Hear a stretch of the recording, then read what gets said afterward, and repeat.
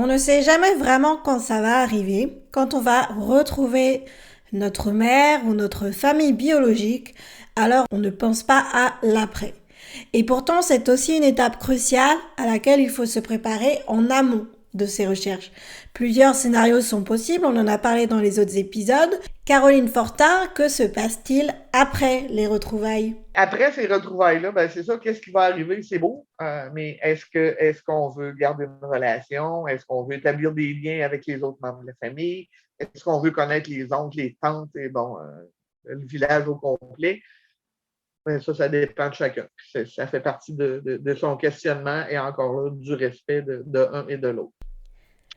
Gabriella, comment se préparer à l'après-retrouvailles, une phase à laquelle on ne pense pas du tout quand on est en pleine recherche?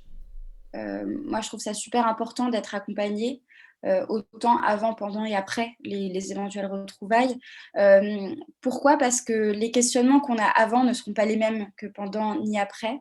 On a l'impression souvent qu'une fois qu'on va retrouver sa famille biologique, les questionnements qu'on a à l'adolescence ou à l'âge adulte, on va trouver des réponses et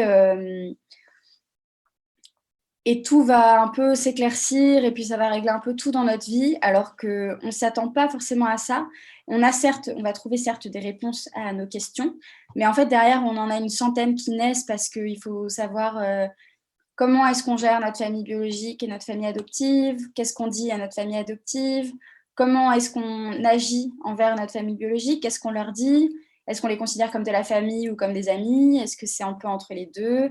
Qu'est-ce qu'on fait avec maintenant le poids de notre histoire et le fait qu'on sache un peu d'où l'on vient, comment est-ce qu'on arrive à le gérer aujourd'hui dans notre vie au quotidien, voilà. Est-ce que peut-être on a des frères et sœurs, des demi-frères et sœurs, comment est-ce qu'on les intègre à notre vie, comment est-ce qu'on gère cette relation.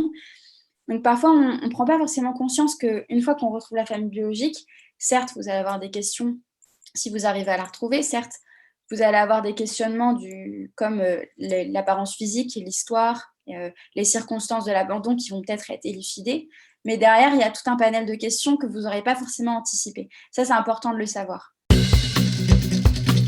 Cette interview t'a aidé dans tes questionnements, elle t'a éclairé sur certaines interrogations. Alors je t'invite à y mettre la note de 5 étoiles sur ta plateforme de podcast préférée. Ça permettra de le faire découvrir par d'autres personnes, adoptées ou non, et qui auraient les mêmes interrogations que toi. Un grand merci d'avance et à très vite.